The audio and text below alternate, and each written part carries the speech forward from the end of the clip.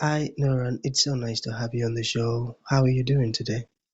I'm great. Thank you for having me. Beautiful. And like I mentioned earlier, thank you for honoring the invite. It means a whole lot. Okay, NaRon, I am quite excited to have you on the show for some reasons, all right? Firstly, my interest in knowledge seeking, because I believe in order to transition from a chaotic situation to that of a beautiful one, it takes the application of knowledge, quality information. And you see, ever since I discovered that light in the Hebrew means knowledge and darkness means ignorance, I've been so keen to knowledge seeking because I do not want to remain in the dark. So that's going to make our conversation here today very important to me and even to the audience. Okay, the second reason why I'm excited to have Neuron on the show is for the sake of the audience now. I believe there are some things that Neuron knows that some of my audience needs to hear you say these stuff, directly from your mouth in order for them to experience transformation and get unstuck. And lastly, that is me again. I am convinced that I'm definitely going to learn one or two things from you, your story, your insights, and your experiences. So for that reason, let's get started with your introduction, your journey, how you got here. Then afterwards, I've gotten some beautiful questions for you. Okay, Naren, over to you. Well, I got here on a long journey. I grew up in New York City during a very bad drug time. Uh, the crack era is what they label it. And in New York City, we have what we call housing projects. So I grew up in the housing projects, single parent household. Fast forward, kicked out of college twice, got into entrepreneurship, lost everything, gave my life over to Christ and spirituality and started to grow from there, gained everything back, um, and started on this journey of learning and learning in the beginning so that I can use what I learned to make myself better, a better provider and all of those things. But it transformed into what I'm doing now, where I'm helping other people on their personal journeys from the knowledge I ascertained throughout my 49 years here on this earth. Beautiful. That's a great job you're doing. Acquiring knowledge to get better so that you can provide solutions to other people. That's actually a very, very great thing to do, I tell you. Because you see, not I wish some folks actually understand that this is how it should be done. You acquire knowledge to get better so as to enable other people also get better. I got that. So that's going to lead to the very first question. Are you ready? Yes. Okay. So what inspired you to pursue a leadership role in both ministry and wellness? Um, for me, my personal journey in ministry is to help people understand that the call is not for outward transformation, but it's for inward transformation. And when we're changing our mindset to be the head and not the tail, to be the lenders and the borrowers, that's just the financial part. But when we're talking about what it looks like to be thought leaders, in early Christendom, the believers were thought leaders in art, music, and all of these things. And it's kind of reversed now. We're always lagging behind. We should be at the forefront of innovation. And I just want to lend my voice into that. And that's not necessarily a traditional way of thinking, because if we have the Spirit of God in us, then the Spirit of God lead us to all things and lead us to all truths. So we should have a voice at the table that's not compromised. As far as health, you can't do anything if you're physically unfit. Um, and the way that you deal with your body is going to be the way that you deal with people. And if I don't deal with me good, how can I deal with you good? So that's very important to me. Beautiful, I got that. And you see that part you mentioned that we are lagging behind when it comes to music, art, and those things. I figured out why. And when I discovered that it's because we most of us have this ignorant leaders. You know, that's why I like what you're doing, opening the eyes of folks. I tell you, I mention ignorant leaders because before I stepped out of religion and into relationship with God, I was taught that you shouldn't pursue a career in music. And these things were the stuff my spiritual leaders were telling me now. I said, because hey, that thing is actually demonic.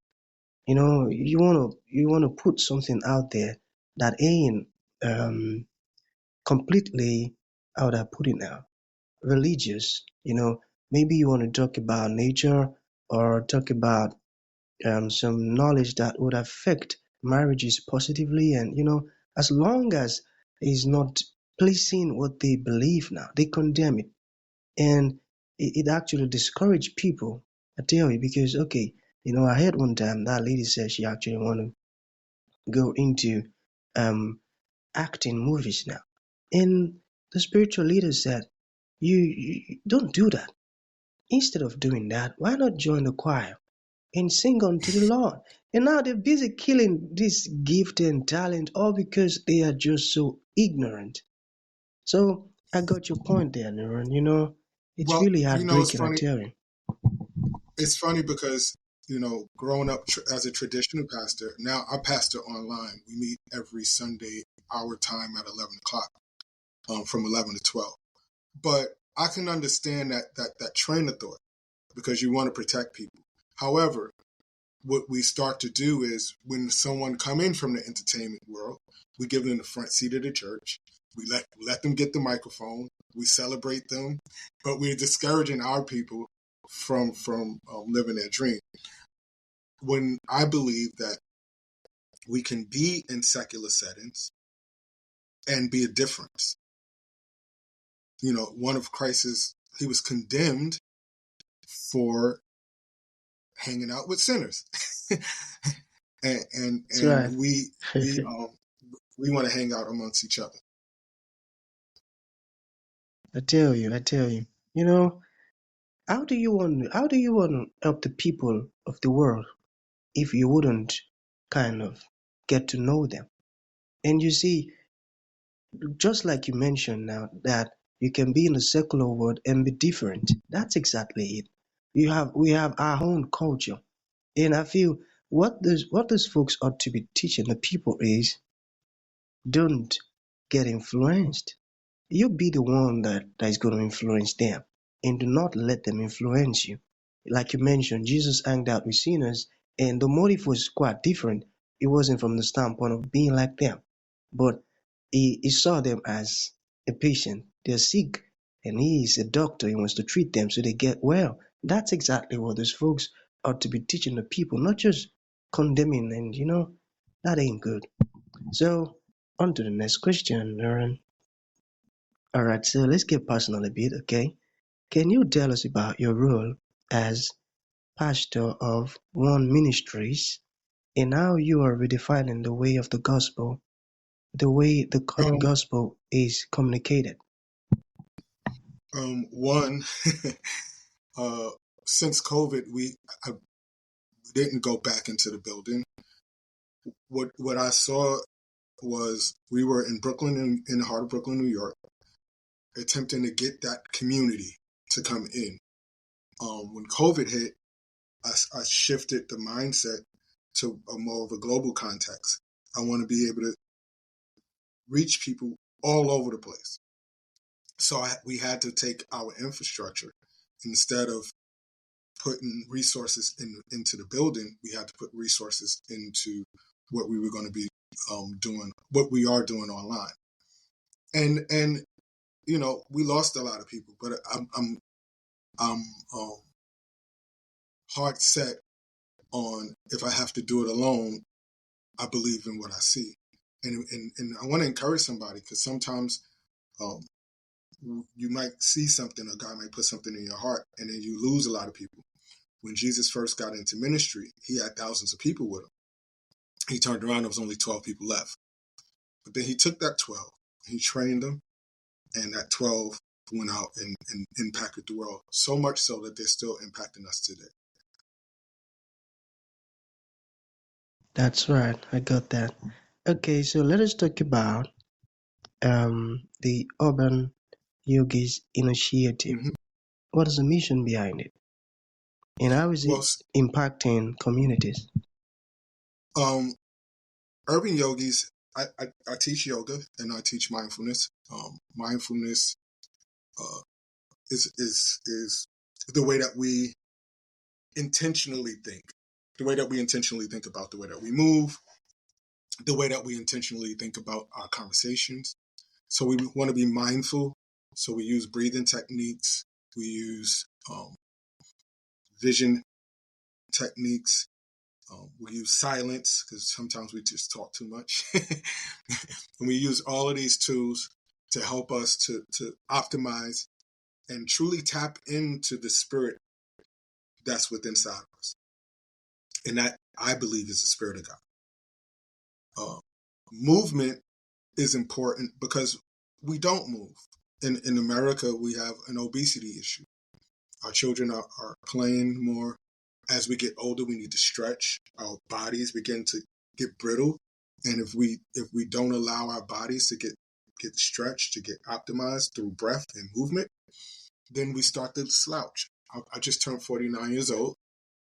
I'm not sitting with my back against the chair. And posture is important. Having a strong core is important. So we use yoga movements to help strengthen people's core. We go into nursing homes, schools, and low-income housing areas. And now we're going to even start working with executives to try to get them their lives back, or to give them tools to help them optimize their lives. And I believe that that's what the mission of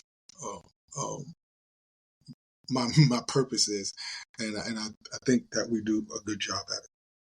Beautiful. Yeah, you're doing a good job. You see, I love it when someone discovers a problem and try to create a solution for it. It shows that you have a good heart and you're a good leader, because leaders often look for ways to serve other people. I got that. Okay, so to bring this to an end, Aaron, what would you like to leave the audience with, like a final thought? And to those ones who like to reach out to you, learn more about your ministry and all of that, or maybe you even said some things that resonate with them and they'll love to learn more, how can that be possible? Well, my email is Tillman, right now is Tillman229@gmail.com. I'm going to forward that to you. I'm also going to forward you a link if anybody wants to join us on Sunday mornings, 11 o'clock Eastern Time, U.S. They can join in. It's a 1 hour. we just go in, preach the word, and then I let people get on with their day. But the final thought, if you are a thought leader like such as yourself, don't be afraid to take the step. Don't be afraid to lose, because you learn a lot in losing. The value that you learn. I didn't get this way. I was a part of a nasty church split early in my ministry. Some of it was my fault. Some of it was their fault. We just couldn't come. Egos got in the way and we couldn't work our way through it. If I had it to do over again, we would communicate differently. But I learned from that. I value that lesson. When you're going through it, you don't value the lesson. But get to the other side of it. And don't think that God is punishing you because you're going through something that may be traumatic or something that you can't explain in the moment. We always want to explain things in the moment. Sometimes you just got to be silent and wait. And in your waiting, understanding comes. And you're not the sum of your greatest mistake. This life is a journey. It has ebbs and flows, ups and downs.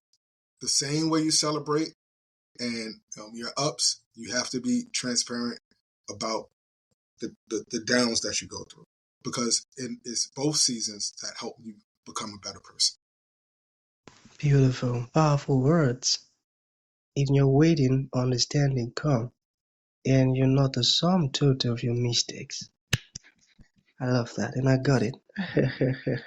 Okay, Thank so you. that's going to be the end of the show, NaRon. Thank you for coming, and thank you for Thank you. sharing these powerful words with us. It means a whole lot, man. Thank you so much. Enjoy the rest of your day. Peace.